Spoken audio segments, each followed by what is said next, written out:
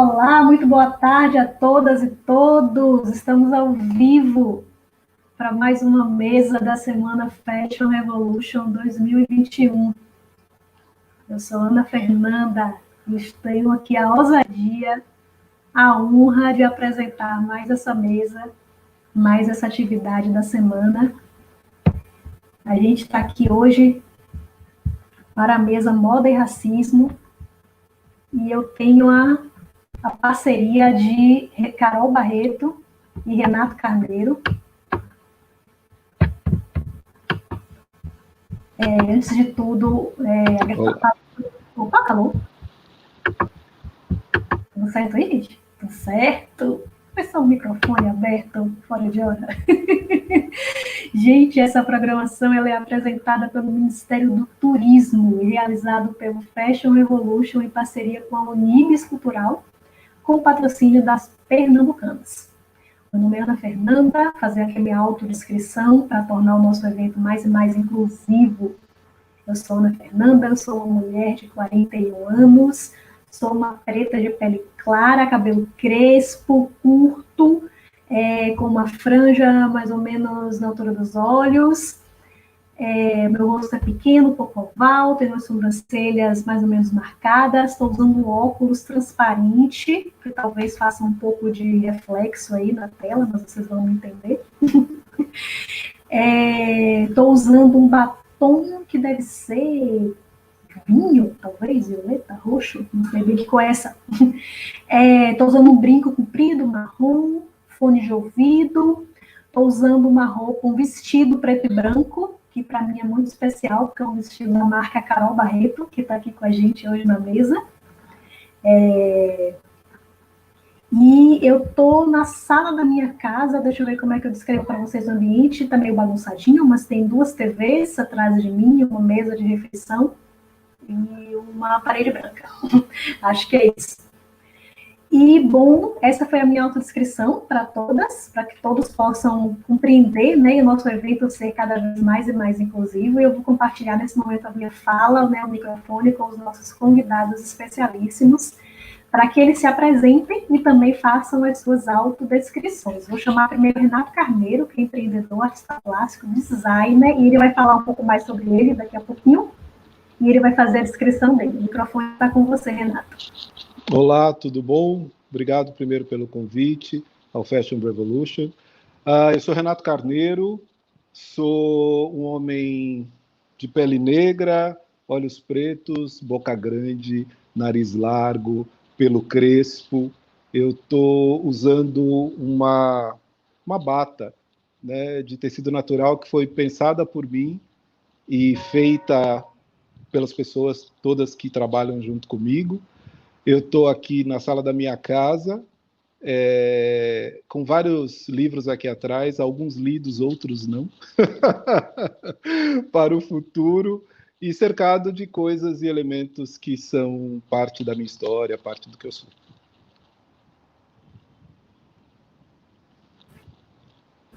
Obrigada, Renato. Agora é com você, Carol. Olá, boa tarde a todas as pessoas. É uma honra estar aqui com vocês. Só dá mais saudade, né, dos nossos encontros presenciais. Gratidão por esse convite e pelo tema dessa mesa, que não é um tema, né, é uma luta política, uma reivindicação nossa, enfim, que a gente precisa da colaboração de todas as pessoas. Como a Ana Fernanda falou, eu sou Carol Barreto, sou moda ativista, vou falar um pouco mais sobre isso quando a fala estiver comigo. Sou santo-amarense, do Recôncavo Baiano, mulher negra de pele clara, cabelo crespo, black power, nariz largo, boca grande, dentes enormes, sobrancelhas arqueadas. Estou usando uma peça de Alice Pinto, da marca Tons da Terra, soteropolitana. É uma blusa de tecido de capulana, estampado em tons de vermelho, branco, azul, amarelo, preto, com mangas bufantes, brincos pequenos, batom vermelho, sombra nos olhos. Estou usando fone de ouvido branco. Estou numa sala que ao fundo é uma parede cinza e tem um baixo ali atrás, que é do meu namorado. Poderia ser meu, né? Gostaria muito de, além de ser professora, artista e designer, ser também musicista, né? Mas ainda não. Bom, Carol, perdemos esse show, né? Então, que a gente ainda ia, né, desfrutar aqui de um som de ótima qualidade. Gente, a nossa dinâmica, que bom que vocês estão aqui. Saudação a todo mundo que está aí nos assistindo nesse momento. Bem-vindo a quem está chegando agora. Estamos aqui para discutir moda e racismo na semana Fashion Revolution 2021. Nossa dinâmica vai ser a seguinte: cada um de nós vai ter um momento de fala, né? Não é um momento em que vamos conseguir esgotar os nossos conteúdos, né? Certamente, porque o debate sobre moda e racismo é um debate bastante extenso. E a gente quer também poder ouvir as pessoas, poder conversar, responder perguntas. Então, a gente vai ter um momento de fala, vai ficar ali entre 12 e 15 minutos. Eu vou tentar falar um pouquinho menos, para a gente poder receber, né, essa aula aí, tanto de Carol quanto de Renato. E depois que cada um fizer seu momento de fala, a gente abre para conversa, né? E aí pode acontecer essa interação entre a gente, né? Da forma mais bacana, interessante, né? E é assim que a gente cresce, né? Conversando, trocando ideias, e assim que a gente constrói essa resistência que a gente precisa nesse momento. Eu quero começar fazendo umas provocações. Eu sou representante Fashion Revolution aqui em Salvador, né? Desde o ano passado, desde 2016, né? Foi quando nós realizamos a primeira edição da Semana Fashion Revolution aqui na cidade. Né, foi a primeira representação no estado. Hoje a gente tem representantes na Chapada, em Camaçari, né, e várias outras cidades da Bahia, mas Salvador foi a primeira. E desde o ano passado eu ingressei, né, muito orgulhosamente no Comitê Racial do Fashion Revolution, né, que é um espaço onde representantes de outras cidades, né, de outros estados se reúnem para poder também debater essas questões e debater estratégias e como realmente fazer um discurso sobre moda, de uma moda que seja boa para todos, mas também fazendo um recorte racial, né? Que não dá para a gente passar batido por essa questão que impacta tantas brasileiras e tantos brasileiros, né? Tantos de nós, né? Que impõe tanto sofrimento ao nosso povo. Então, eu quero começar.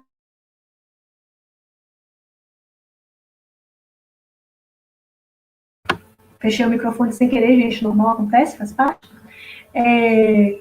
Fazer algumas provocações de um artigo que, como representante desse comitê racial, eu produzi para o Fashion Revolution, para a coluna do Fashion Revolution na Carta Capital, que é sobre isso que a gente chama de moda étnica, né, e como a gente precisa de uma moda que seja afrocentrada, para além desse discurso da etnicidade, do exotismo, né, do nossa, que exótico, né, que interessante. Umas ideias com vocês sobre isso. Né, a primeira questão é de que a gente, como a moda, né, de como o jornalismo de moda, eu sou jornalista de formação, então essa questão da comunicação sempre me toca muito, né, como o jornalismo de moda, ele é tão interessado, né, vamos dizer assim, na tal da pegada étnica, né? Então, assim, o pessoal adora a pegada étnica. Quando vai falar da tendência da estação, não, a estação vem com a pegada... E a pegada étnica, em geral, são grafismos, né, que tentam reproduzir ali inspirações, né, supostamente africanas ou indígenas, ou é um kimono, ou é algumas miçangas, né, e coisas feitas à mão. E nunca se dá nome a isso, né? Tipo assim, né? Pegada étnica da onde, né? Pegada étnica de quem? Pegada de quem criou isso, né? Nunca se dá nome a isso. E segundo, que étnico sempre são os outros, né? E cada vez que o jornalismo de moda, cada vez que os influenciadores de moda, os digital influencers, os comunicadores de moda falam que tal e qual peça é étnica ou é exótica, ou faz referências étnicas, ela está reafirmando, né, mais e mais uma vez, que a norma é o branco, né, que a branquitude é a norma, e que todo o resto, né, que o meu cabelo é étnico, que o meu nariz é étnico, que o meu lábio, por ser mais largo do que o lábio de uma mulher branca, ele é mais sensual, ou seja, ele está reafirmando o branco como a norma, e ele está colocando massas e massas de mulheres e homens afrodescendentes, negros e pardos, como essa margem, né, como esse outro, e por ser o outro ele é diferente, ele é fora do normal, fora do padrão, e em última instância ele tem o direito de ser desumanizado, de ser violentado, de ser espoliado, de ser morto. Isso num discurso que é muito, muito corriqueiro, né? Isso a gente fala, tipo, assim, né? Muito rapidamente, né? Muito corriqueiro. De como a gente precisa se colocar, se contrapor, né? Esse texto, né? Que a gente pode compartilhar depois sobre isso, que chama O Branco Não É a Norma, a moda étnica para quem? Como a gente precisa se contrapor a esse discurso, né? E aprender, né? Enquanto pessoas que seja como consumidores, seja como criadores, seja como comunicadores de moda, como militantes da moda, né, de uma moda que seja boa para todo mundo, né? Eu acho que essa é a grande mensagem que o Fashion Revolution coloca para a gente, de que a moda ela precisa ser boa para todos, né? E não apenas para o grande produtor, né? Para o grande vendedor de moda, mas para todo mundo, né? Para a pessoa que costura, para a pessoa que cria, para a pessoa que vende, para a pessoa que compra também, que ela compra por um preço que seja justo, né? Mas para todas as pessoas. E como a gente precisa aprender a fazer as perguntas certas, né, para poder construir uma moda que seja boa para todo mundo, né? E que perguntas são essas, né? Por exemplo, por que as passarelas da moda elas são dominadas por um determinado tipo de corpo de beleza? Né? Por que um determinado tipo étnico é quem assina as coleções em geral e é um outro tipo, né, que pilota as máquinas de costura das grandes marcas de moda? Por que quando a gente fala em fiscalização, né, de operações contra o trabalho escravo, quem está lá morando e trabalhando no mesmo lugar em que as peças são produzidas, quem tem dívidas por servidão, são pessoas não brancas, né? Porque quando alguém, contra tudo e todos, né, consegue contra tudo isso, né, eu acho que a gente está aqui com duas pessoas, se conseguem, né, com suas criações, né, com sua arte, com sua moda, ir contra tudo isso, eles são as exceções que confirmam a regra, né? E a moda, ela precisa se fazer um ativismo, né? Para que essas coisas sejam transformadas de fato, né? Por que uma mulher, né, ou um homem que esteja de chinelo e de dread no cabelo, eles serão perseguidos pela segurança do shopping se eles forem negros, e eles serão considerados muito desconstruídos, muito modernos, muito cools e tal, se eles forem brancos, né? Por que esses marcadores, né, isso que por tanto tempo representou a resistência, né, dos negros, ele é tido como exótico num corpo negro e ele é tido como moderno e desconstruído, bacana e legal num corpo branco, né? Numa pessoa loira, numa pessoa de olhos claros.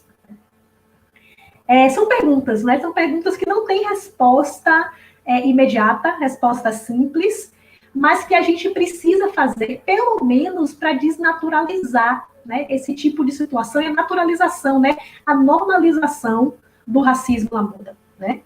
Porque a gente precisa, mais do que nunca, né, discutir, né, e que bom que o Fashion Revolution abriu uma mesa exatamente com esse nome, né? Moda e racismo. Porque a gente precisa debater e construir uma moda afrocentrada que traga criadores negros para dividir o centro, né, e que dê conta dessa diversidade dos povos da diáspora e reflita a diversidade da gente, né, do continente. E que a gente tenha pautas novas, né, para além do apelo ao exótico, que fale tanto da violência que a gente sofre, né, que é a violência que os corpos negros sofrem, sim, mas que fale também das inúmeras possibilidades, né, de outras visões de mundo, de outras filosofias, de outros lugares, né, possam trazer para agregar a gente, né, já que a gente está vendo que as visões de mundo, né, as cosmovisões que a gente construiu até aqui, elas são muito limitadas quando o assunto é promover equidade e justiça, né, a gente não consegue avançar muito mais do que a gente já avançou até agora, até onde a gente chegou, com essa visão de mundo que a gente tem. Eu acho que esses assuntos são os convites, né, que uma mesa como essa, e que a Semana Fashion Revolution, e que o Comitê Racial do Fashion Revolution faz para todas e todos que estão nos assistindo nesse momento. Aqui na Salvador, o Fashion Revolution já vem pautando esse assunto há algum tempo. Nossa primeira edição do Fashion Revolution foi na UNEB, na Universidade do Estado da Bahia. A gente conseguiu criar uma programação que tinha oficinas de turbante, oficinas de trança, de penteado afro, desfiles feitos com jovens mulheres negras, né, vestindo peças, né, de criadoras locais. Já tivemos Carol Barreto nas nossas mesas, na UFBA, debatendo com a gente. Então, assim, tô aqui me tremendo de medo aqui, discutindo com Carol nessa mesa, mas já tivemos essa pessoa conosco. Já tivemos um grande intercâmbio com o Afro Fashion Week, né, o Afro Fashion Day, que é a nossa maior Fashion Week, né, aqui em Salvador. Se chama Afro Fashion Week, né? É uma semana de moda para criadoras e criadores negros, que acontece no mês de novembro. E eu já tive a chance de ir lá falar, né, sobre o Fashion Revolution nessa semana, né, durante esse evento. Está resolvida a questão aqui? Não está resolvido. Mas eu acho que muito orgulhosamente Salvador pode dizer que corajosamente vem se dispondo a debater, né? Coisa que muitas outras semanas de moda e muitos outros espaços sequer começaram ainda, né? Sequer deram ainda esse passo de começar. E acho que para continuar esse debate, né, e continuar esse convite, eu compartilho agora o microfone, né? Com o Renato e com o Carol, passar a fala primeiro para Renato. Ele vai se apresentar um pouco melhor, mas eu já falo para vocês que Renato tem um espaço, né, de moda aqui na cidade, que é um point, né, aquela esquina. Eu trabalhava no Pelourinho e era aquela esquina onde eu sempre parava para dar uma olhadinha nas coisas e tirar aquela fotinha e dar uma babada nos tecidos e nas roupas. Então, é muito importante, assim, eu acho que a gente não tem palavras para dizer o quão importante é a gente ter essa representação aqui conosco, compartilhando, né, suas experiências e suas vivências na moda. Renato, passo para você. Valeu, obrigado, Ana Fernanda.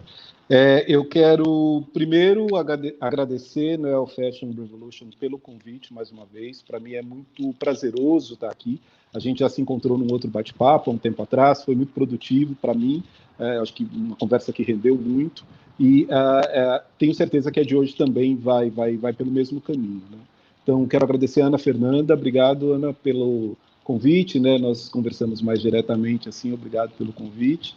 Quero dizer do prazer, eu sempre repito isso, mas eu tenho que reforçar hoje, que é dividir um espaço para dialogar aqui com Carol Barreto, que eu admiro muito como pessoa e como profissional, né? Eu acho que Carol é estilista, é artista visual, é intelectual, é alguém que está lá dentro da academia, né, estabelecendo outros paradigmas aí, outros caminhos para que a gente possa ter um trabalho aqui mais fundamentado e mais bem direcionado. Então, Carol, obrigado pelo seu trabalho, pelo que você faz, porque isso nos ajuda a ter mais direção no que a gente produz também, né?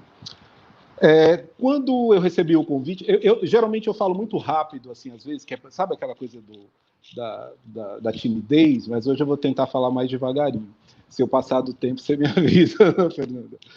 Então, quando eu recebi o convite, eu fiquei pensando sobre qual aspecto do meu trabalho eu gostaria de falar, né? E eu acho que esse não era o momento para falar especificamente sobre o meu trabalho, né? Eu quis situar mais a minha fala nesse momento atual, né, no que a gente está vivendo, nesse momento dessa crise sanitária que a gente vive, né? E em que caos, né, em que situação o país se encontra, né? Não só por conta da crise, mas por conta do desgoverno, por conta da falta de responsabilidade, por conta do projeto que tem como intento maior a destruição, né, de uma parcela significativa dessa população. Tudo aqui se tornou muito maior do que em outros lugares, né? E quero relacionar isso com os reflexos que esse momento gera dentro do universo da moda, né? E, mais especificamente, dentro do universo da moda negra, entendendo moda negra como negócio, mas também entendendo moda negra e os seus processos criativos, né? O processo criativo dos profissionais que trabalham dentro desse setor. E como todos nós, coletivamente, estamos sendo impactados por esse momento, né? Então, eu vou fazer aqui um esqueminha que ele vai parecer muito lógico e talvez meio banal, assim, mas que eu faço questão de reforçar, porque eu acho que as coisas, às vezes, se perdem nessa falsa banalidade, né?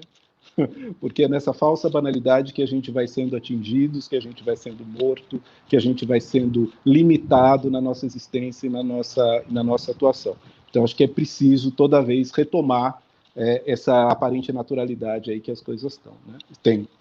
Então, essa crise ela é uma crise que, originalmente, ela tem um caráter sanitário, né? Ela tem uma relação com a saúde das pessoas, né? Mas ela gera reflexos que são políticos, ou seja, ela cria, não é, ou se estende, melhor dizendo, para uma crise política, para uma crise social e para uma crise financeira, né? Então, a sociedade, nos seus vários diferentes aspectos, ela fica atingida por esse momento que já perdura aí por pelo menos mais de um ano, né? Porque começou em março do ano passado. E lembrar que, assim, que as crises, né, os momentos de crise, eles atingem diferentemente diferentes pessoas, né? E quando eu estou falando de pessoas aqui, eu estou falando, na verdade, de sujeitos sociais, eu estou falando de grupos, né? Então, esta crise sanitária que está aí, que se desdobra numa crise política, que se desdobra numa crise social, que se desdobra numa crise que é financeira, ela vai atingir os diferentes grupos que compõem essa sociedade de diferentes maneiras.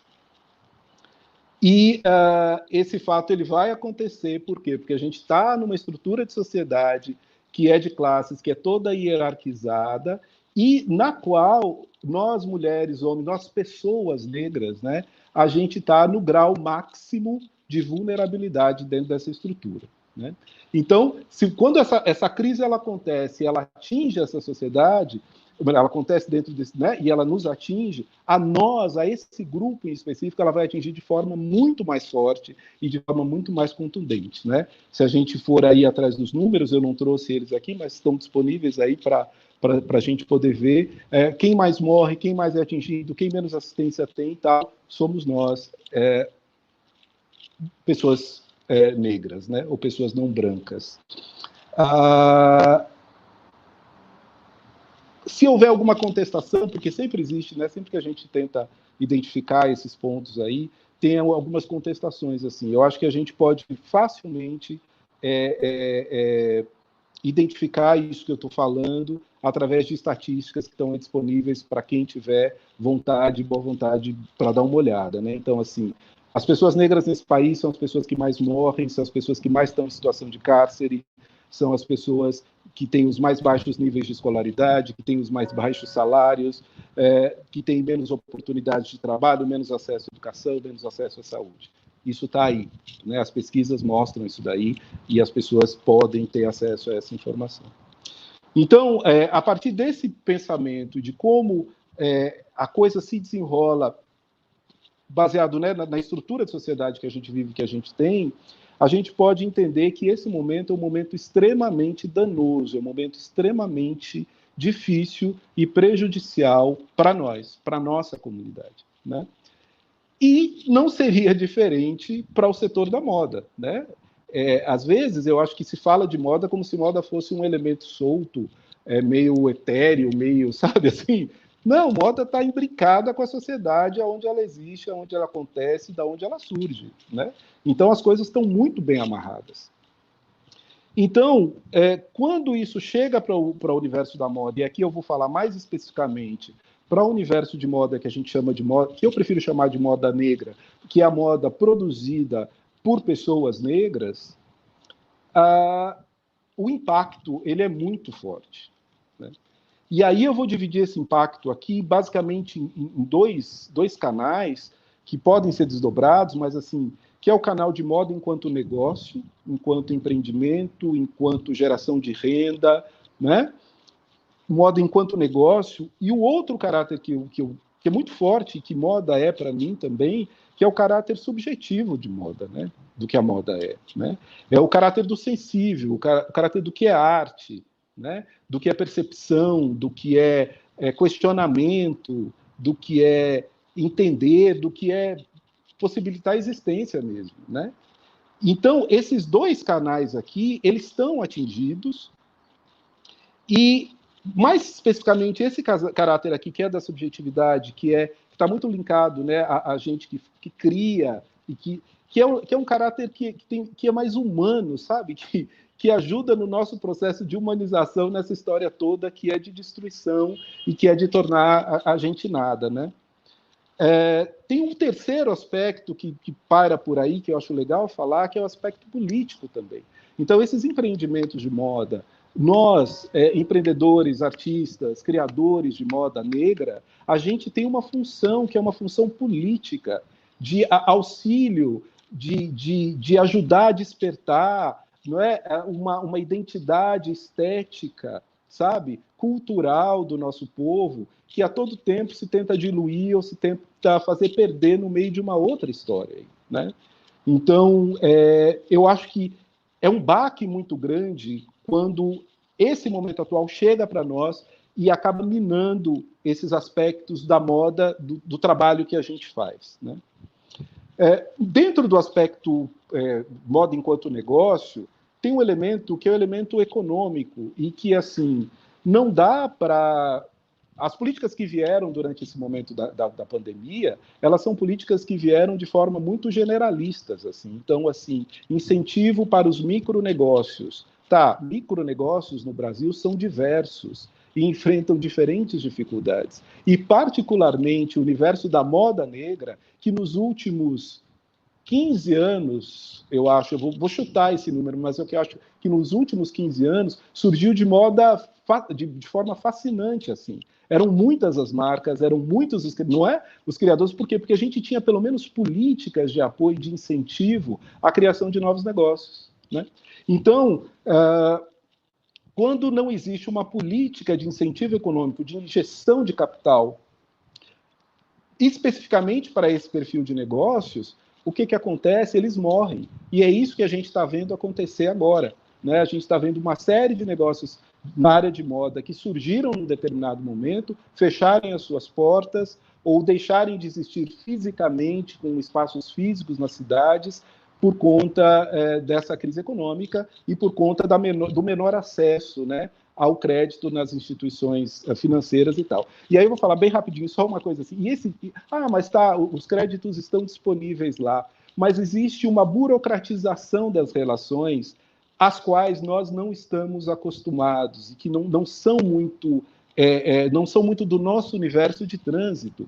Então, às vezes a gente consegue até chegar à instituição financeira, mas os processos eles são tão complexos, né, e são propositalmente complexos, que eles distanciam aqueles que mais precisariam se beneficiar daquele que eu não vou chamar de auxílio, porque eu não acho que isso deva ser chamado de auxílio, mas daquele incentivo econômico, né, os que mais precisariam acabam sendo os mais distanciados desse incentivo econômico.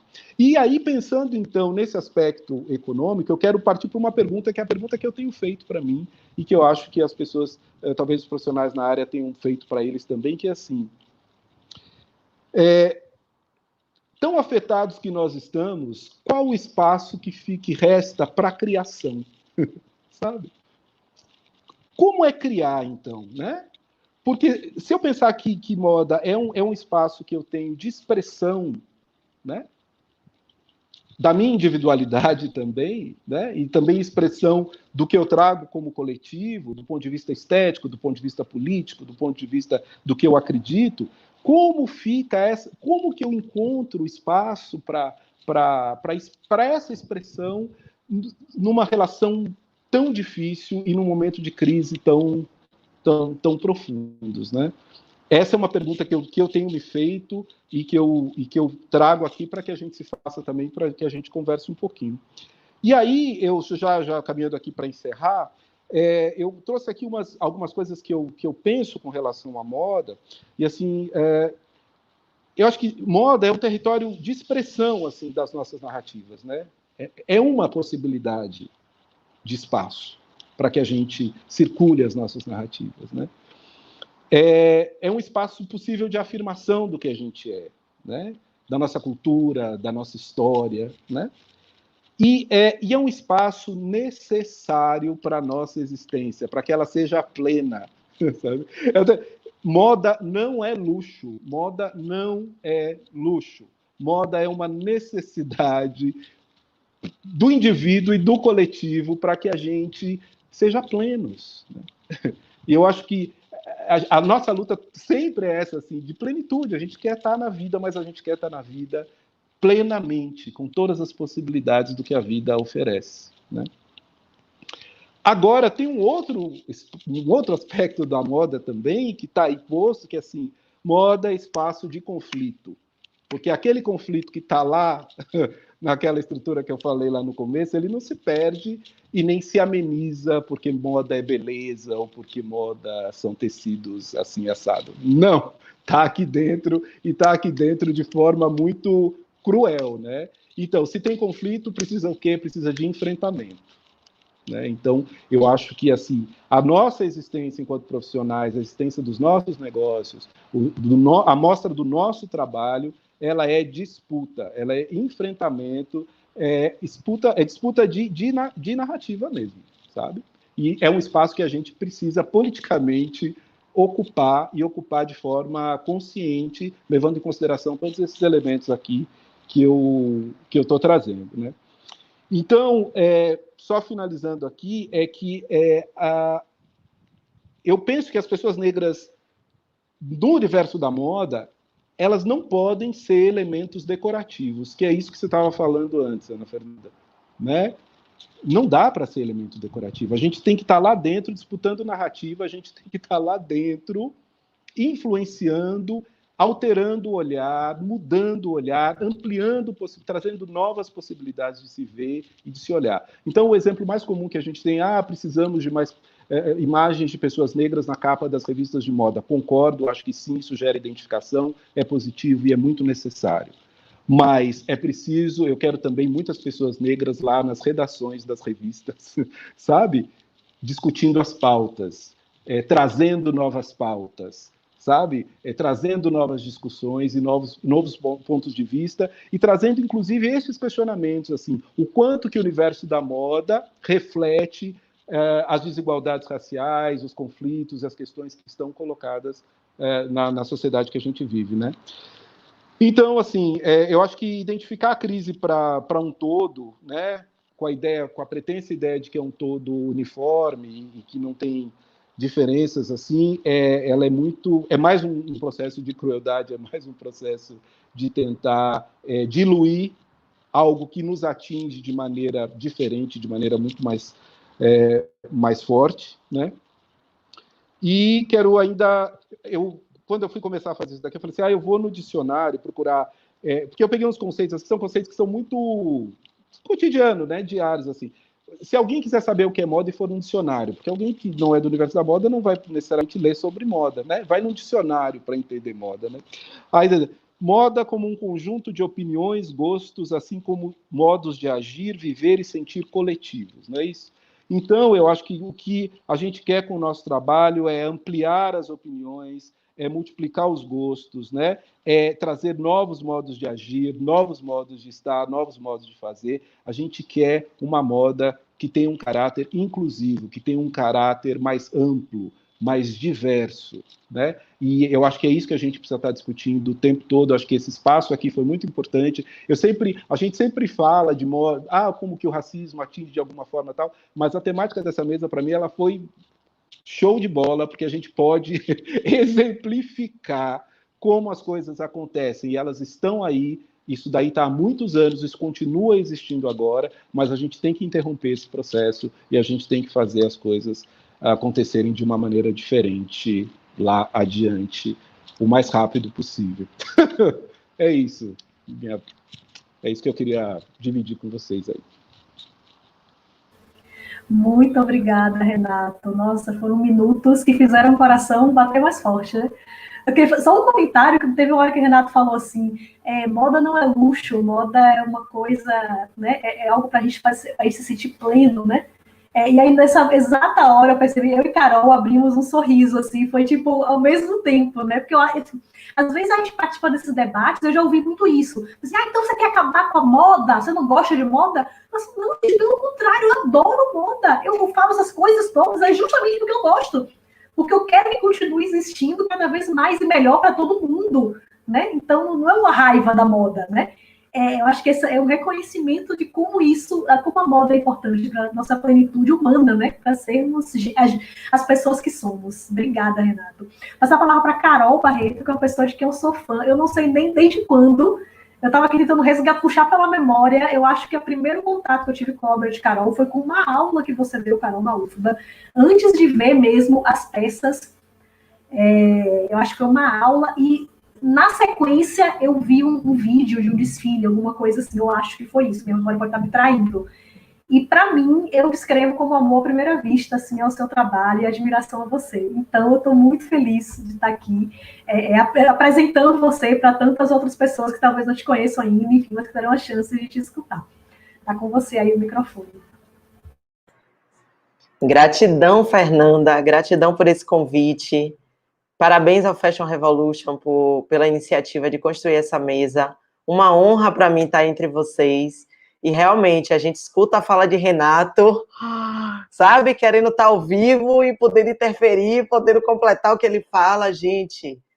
Renato, sempre grata pela sofisticação da sua articulação, né, em relação mesmo à defesa, né, do caráter político, da importância, né, do nosso trabalho, seja no âmbito empresarial, como especialmente como esse campo de disputa política, né? Eu fiz aqui 1000 anotações sobre a fala de Renato, que eu vou deixar para a hora que a gente for, né, falar de maneira mais fluida. Eu também, Renato, passei esses dias pensando, e aí, o que é que a gente pode recortar para uma mesa como essa?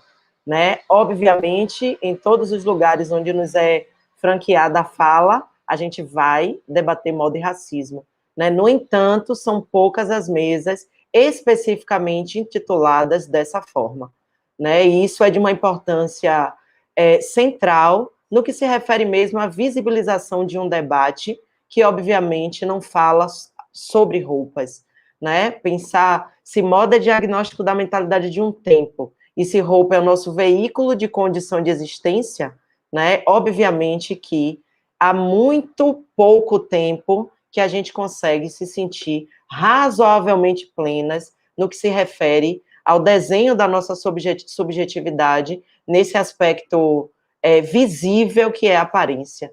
Né? E aí também quando a gente pensa em imagem como algo muito além daquilo que pode ser fotografado, né? E pensando que imagem, nesse exato momento, é composto por todos esses elementos para quem consegue visualizar, né? Para quem não vê, está escutando o meu sotaque, está sentindo o ritmo da minha fala, está entendendo a energia que eu empreendo em cada fala, em cada pontuação, e a emoção que me toma falando sobre isso, né? Que é algo que não apenas nos impõe o compromisso da criação, né, por uma questão, seja de talento, seja de escolha, né, seja de compreensão do quanto isso é importante na nossa vida e de muitas pessoas, né, como campo de expressão discursiva daquilo que a gente chama que são os marcadores sociais das diferenças, né, gênero, raça, etnia, orientação afetivo-sexual,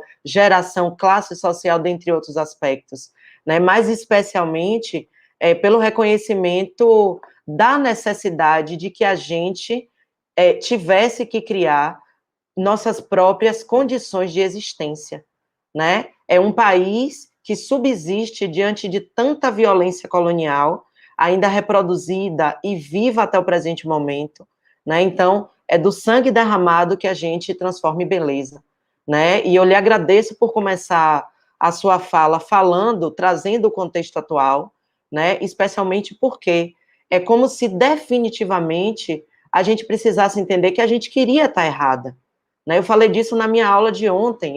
Eu ministro um componente curricular chamado Gênero e Cultura, né? Não me apresentei porque é tanta coisa para falar, mas sou docente do Departamento de Estudos de Gênero e Feminismo da Universidade Federal da Bahia, do Bacharelado em Estudos de Gênero e Diversidade, primeira graduação em Estudos de Gênero da América Latina, tem 10 anos de existência, né? Então são profissionais prontos e prontes para agir tanto no auxílio à construção de políticas públicas, né, como estar em todos os tipos de empresa independentemente das suas áreas de atuação, para construir práticas que sejam mais respeitáveis a todas as pessoas e práticas de promoção da diversidade.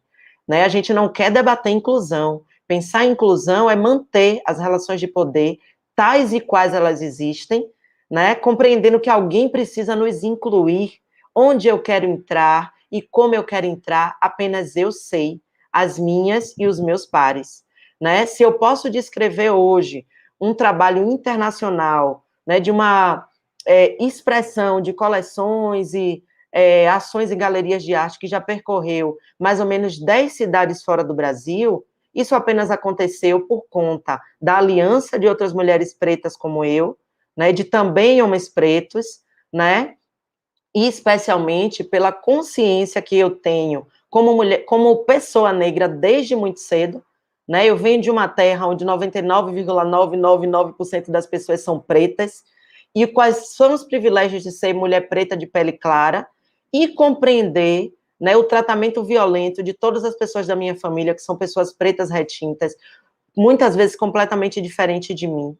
Né, e nessas experiências em outros espaços, assim como, né, a complexidade de viver em Salvador, né, a sofisticação do racismo soteropolitano é indescritível.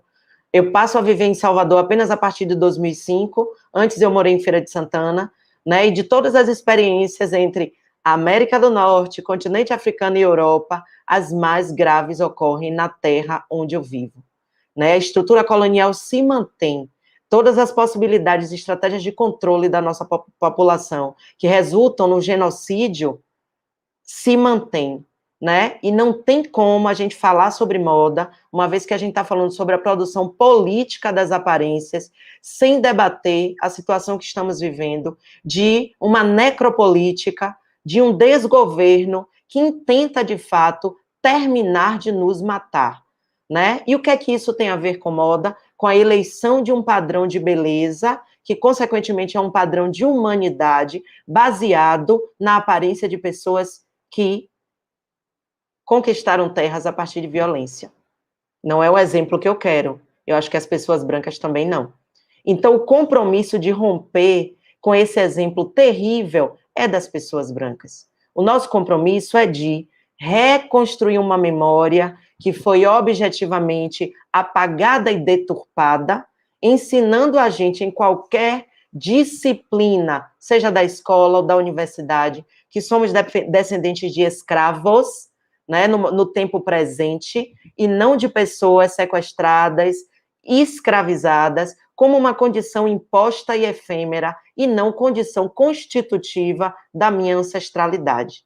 Né? Eu lembro, em 2012, quando eu recebi um convite de um museu em Washington, para expor uma fotografia da coleção Calacuta, que depois de muitas coleções, eu tinha criado a coragem, né, de trazer referências a partir de uma pesquisa sobre cultura africana, com o recorte da sonoridade de Fela Kuti a partir do Afrobeat e da expressividade visual de suas 27 dançarinas. E com toda a reserva de entender que eu não sou africana, que eu também não tenho autoridade nenhuma de reproduzir, mistificar, estereotipar qualquer expressão da minha origem desconhecida, a minha origem inferida não é conhecida. Então, a partir desse filtro e desse respeito, né, essa coleção foi construída e me surpreendeu muito que uma imagem dessa coleção tivesse sido convidada, porque são pessoas mesmo, viu, gente? Porque não sou eu que faço sozinha. Uma ficha técnica de um trabalho meu tem pelo menos 50 pessoas, né? Então, é a entidade fotografia. E eu não aceitei aquele convite porque eu não me sentia potente o suficiente para que aquela imagem pudesse estar no museu, no The Charles Sanders School, que foi a primeira escola para pessoas negras de Washington. Aquilo me assustou de tal maneira que eu não consegui atender ao convite. Tempos depois, eu recebo um outro convite, depois da Black Fashion Week Paris, né? E a Black Fashion Week Paris, vou falar isso aqui em público, tá? A gente está num canal intitulado Fashion Revolution, e foi resultante de um projeto que eu já tinha mandado para uma Semana de Moda Brasileira, que eu já tinha desfilado e sido pré-convidada. Então, foi o projeto que foi negado, porque era, novamente falando, sobre para pessoas negras, que eu apresentei na Black Fashion Week Paris em 2015. Sem nenhum tipo de filtro, sem nenhum tipo de avaliação, apenas e simplesmente convidando a pessoa artista que foi reconhecida por essa mulher, a Dama Nidiaye, que é a maior ativista sobre moda feita por e para pessoas negras do mundo na atualidade. Então, o que é que tem de errado no Brasil? Absolutamente tudo. A gente, além de ter que pesquisar para conseguir compreender quais são as referências estéticas que realmente são respeitáveis para que a gente possa compreender as vestes ou os objetos vestíveis ou a passarela ou qualquer imagem construída como modos de criação de existências respeitáveis, né, e honráveis à nossa luta, né, a gente ainda precisa construir plenamente estrutura para as nossas empresas, né, redesenhar aportes teóricos metodológicos. Eu fui professora em design de moda durante 8 anos, foi nessa experiência que eu consegui me compreender designer, me compreender artista, porque eu precisei construir roteiros metodológicos, porque eu via que aquilo absolutamente não formava minhas estudantes. Né? Quando eu fui professora de Renata, eu dava aula também de história da moda, como era falar longamente sobre Maria Antonieta no século XIX e as saias que se transformaram em roupas mais leves, sendo que nós aparecíamos nesses mesmos livros como selvagens, com as ditas roupas de tribos do continente africano. Né? Então, incansável e jamais tendo abaixado a cabeça para esse racismo explícito e materializado nas nossas vidas, eu precisei pesquisar para todas as disciplinas que ministrei um sobretrabalho não remunerado, né, porque eu não era paga como pesquisadora numa instituição de ensino privada, eu era paga para dar aula, né, e aí é o preço, né, Renato, né, Fernanda, de sermos ativistas, né, é o convite de um grande trabalho que a gente sabe que os aspectos ideológicos políticos não são concernentes àquilo que a gente pretende e que a gente nega, né, são propostas com exíguo recurso que a gente sabe que só acontecem porque o convite veio para o Nordeste, né? Então, por que é que a gente não aparece? Porque a gente luta a partir de outros vieses, né? E é assim que nasce o Projeto Modativismo, que é um empreendimento social, que nasce na minha sala de aula, a partir da falta de grana, a partir do fechamento de uma loja no Rio Vermelho, né? Um dos bairros mais ovacionados da cidade, né? Que nasce para compor um convite para representar o Brasil na Dakar Fashion Week Senegal, que completa 20 anos em 2022, um dos maiores eventos de moda, enfim, do mundo, né? Feito por e para pessoas negras. 20 anos não é pouca coisa, e que eu nunca tinha ouvido falar na minha vida. Eu não conhecia nem o nome de uma pessoa negra africana que fosse designer de moda. Então, que edição da nossa realidade acontece, né? Nesse campo midiático, nesse jornalismo de moda, em toda a comunicação que a gente transpassa, né? Porque a gente reproduz numa sala de aula, numa mesa redonda, nos artigos que a gente escreve. Qual é o capital intelectual que a gente lida todos os dias para produzir as nossas existências? Né? É capital intelectual com aliança de pessoas que compreendem produção de conhecimento como campo de disputa política e, especialmente, compreendem a arte como modo de produção de conhecimento e a arte como política. A gente não tem a opção de não fazer política. A nossa existência, a nossa sobrevivência é política, tá? Em cada interação humana que eu tenha no meu cotidiano, eu serei lembrada que sou uma mulher negra. O meu currículo não anda comigo, né? O debate da democracia racial, porque agora as coisas mudaram, né? Chegam a mim de pessoas nesse universo acadêmico que me convidam para falar e depois corrigem a minha fala. Não, Carol está falando muito sobre racismo porque é a realidade dela, né? Mas as coisas estão mudando bastante. Não, as coisas não estão mudando bastante. Nós aqui estamos lutando cada vez mais e cada vez mais, a preço, inclusive, da nossa própria saúde. Porque se a gente está discutindo saúde mental, né? Se a gente está discutindo uma crise sanitária que afeta a nossa saúde física e, consequentemente, todo o amplo entendimento do que é saúde das nossas vidas, tá? E nesse campo, para a gente, saúde é poder criar, tá? Uma vez que a gente precisou inventar cada passo da nossa existência, a gente vai perguntar a quem está assistindo o que é que vocês estão fazendo para contribuir, e, inclusive, que tipo de alianças serão somadas quando isso, daqui a 10 anos, passar. Porque alguém conseguiu entender que isso não vai passar? Alguém conseguiu compreender que se a gente fala de moda como um campo de produção da aparência e acabamos de ver autorizada a compra de vacinas por empresas privadas, né? Eu estava falando na minha turma do Departamento de Estudos Feministas. E aí, galera? Tendência verão 2021, 2022. Está de máscara, querida? Pobre. Está sem máscara? Comprou a vacina rica. Né? E não precisa esperar 2022, porque se a gente anda em Salvador, no Porto da Barra, o primeiro hospital, né, para pessoas, hospital público para pessoas com Covid, foi criado. E as pessoas brancas correm com seus músculos torneados, sem máscaras, a despeito de toda a fiscalização da Guarda Municipal. Tá? Mas eu que descumpra qualquer regra dessa sociabilidade, se é que a gente pode chamar de sociabilidade, tá? E eu não estou fazendo aqui nenhuma questão, tá? Eu malho, eu pratico esporte, entendo isso como minha saúde mental. Eu estou só observando, especialmente a gente que trabalha com moda, surgir um retorno há alguns séculos, né?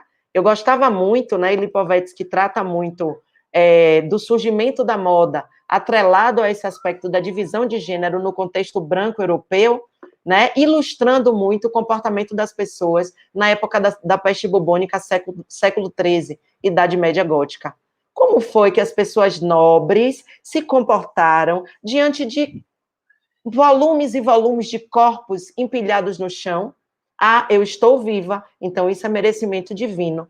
Né, a verticalização da aparência que acontece com os enins, junto com as igrejas góticas, com aquelas pontas, e todas as formas de verticalização dessa aparência, junto com os sapatos com bicos enormes, né, e as marcas de gênero como o codpiece, que aumenta, né, o volume do pênis, e todas as outras marcas de disponibilidade sexual para mulheres brancas, né, como a protuberância maior na parte abdominal, né, a testa mais protuberante, sem sobrancelhas, etc e tal. Mas sou eu que sou puta.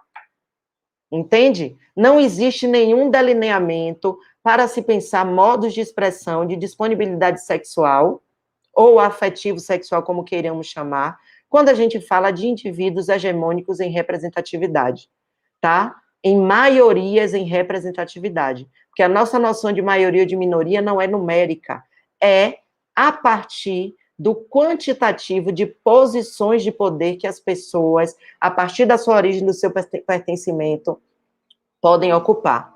Né? Eu vou concluir. Nos últimos capítulos, desde a Semana da Culpa Branca, em abril de 2020, né, termo cunhado por mim e por meu assistente na nossa coluna da revista Raça, onde eu fui colunista de moda durante 4 anos, encerrando minhas atividades em dezembro do último ano, porque preciso, gente, terminar um doutorado, né? Preciso, né, conseguir ter uma orientadora, conseguir ser a orientadora, né, de pessoas como Renato, como Fernanda, e que a gente consiga avolumar essa luta também dentro desse universo acadêmico, onde até hoje não sou reconhecida como docente, né, a ponto de ser impedida de estacionar no estacionamento para professores, e da minha colega branca não sair de sala de aula mesmo no meu horário, porque ela olha para a porta e diz: o que é que essa estudante está me importunando? Então, enquanto isso fizer parte da minha experiência, grifando que sou mulher negra de pele clara, magra, alta, com acesso, né, a diversos espaços e tecnologias que a maioria das minhas não tem, a gente compreende que essa luta ainda tem muito tempo pela frente. Né? Então, por isso que há muitos anos, né, já para concluir, que eu passei a alterar o modo como eu crio, dividindo esse espaço de poder, que é o espaço da criação e de protagonismo, com todas as pessoas que dividem essa assinatura intelectual das minhas coleções, objetivamente, desde o ano de 2013 até o presente momento. Né? Essa história que eu venho analisando na tese, onde eu falo sobre processos criativos decoloniais, tá? E para quem quiser saber mais sobre isso, eu já faço uma propaganda. já está saindo o primeiro livro do Fashion Revolution, onde o capítulo sobre coleção axé e processos criativos decoloniais está lá, né, e que vocês vão perceber que é uma escrita performativa, é uma escrita construída a partir de um posicionamento político que compreende a validade das nossas experiências como campo de produção de conhecimento e opta objetivamente por essa radicalização cognitiva, rompendo com o que se compreende como linguagem acadêmica, porque produção de intelectualidade a gente já faz no terreiro, no samba de roda, na feira livre, nos almoços de família, marisqueiras, pescadores, sambadeiras, todo mundo sabe disso, gente, na minha terra, antes de mim, tá? E depois de ter lido muito, foi que eu fui compreender, nossa, isso sempre esteve ao meu redor, né? Então eu preciso falar à altura dessas mulheres que me constituíram. Gratidão.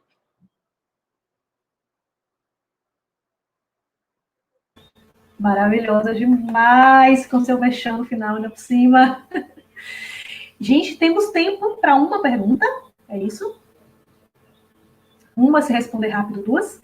Que caminhos podemos construir para levar a ação antirracista para a moda em instituições de ensino? Pergunta de Taia. Quem se arrisca? Posso falar primeiro por ser professora? Gente, eu comecei a dar aula com 26 anos, eu tenho 41, tá? Então era aquela... Contrataram uma menina para dar aula pra gente, porque era preta, né? Andava de tênis, se eu fosse branca era modernosa. Mas, Taia, que nome lindo seu, né? Desses anos todos de análise, sendo professora do primeiro departamento de estudos de gênero e feminismo do Brasil, eu digo, a gente só muda contratando pessoas pretas, indígenas, LGBTQIA+, pessoas cadeirantes, pessoas, enfim, as pessoas que realmente podem falar a partir dos seus lugares de existência. Quando a gente fala quando a gente traz a expressão lugar de fala, isso não é uma expressão criada recentemente, isso é um debate sobre posicionalidade, muito antigo nos feminismos, em textos que datam, gente, lá do início do século XX. Ontem eu estava trabalhando um texto de 1924, tá? Numa turma, que é uma turma optativa, e que muita gente nunca ouviu falar sobre feminismos, sobre os mulherismos africanas, por exemplo. Tá? Então, hoje a gente tem tudo disponível na internet, a gente não está trabalhando para produzir fórmulas, né? Eu tenho testado metodologias, formas, práticas, e registrado isso há mais de 10 anos, sem chegar necessariamente a uma conclusão. Então, somos nós, juntas, juntos e juntos, estando entre a gente, né, respeitados e respeitadas, a partir, né, do que a gente pode contribuir numa instituição de ensino, é que pode transformar isso. Perfeito. Você quer completar, Pensando Renato? aqui, queria só dizer, assim, e ampliando, assim, o acesso à educação mesmo, porque, por exemplo, vamos pensar em Salvador hoje, quais são os cursos de moda hoje em Salvador? Eles existem ainda, especificamente de moda? Só um, né? Então, eu acho que pensar no que Carol está falando, né, da ampliação de profissionais negras e negros conscientes e comprometidos politicamente, né, para transformar essa formação desses novos profissionais, e a gente forçando também, quem já está na área e tal, forçando o terreno também, para que a gente tenha maior acesso, por exemplo, à tecnologia, né? Porque eu posso ampliar muito a minha possibilidade criativa se eu tiver acesso ao que de mais moderno existe e que pode me auxiliar nesse processo também, né? E eu acho que são esses elementos que futuramente, mas no futuro, que podem mudar um pouco essa conjuntura, mas a gente precisa disso, de formação e de acesso às coisas.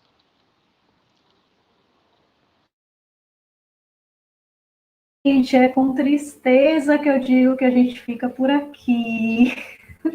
Né, esse assunto que dá muito pano para manga, mas, enfim, a programação do Fashion Revolution está incrível, da semana Fashion Revolution, vocês podem seguir participando de todos os nossos debates. A programação está disponível no canal do Fashion Revolution na internet. A gente encerra aqui. Obrigada, Carol. Obrigada, Renato. Obrigada a toda a equipe Fashion Revolution. Encerramos essa mesa apresentada pelo Ministério do Turismo, realizado pelo Fashion Revolution em parceria com a Unibis Cultural e patrocínio das Pernambucanas. Sigam a gente. Obrigada, gente. Até mais.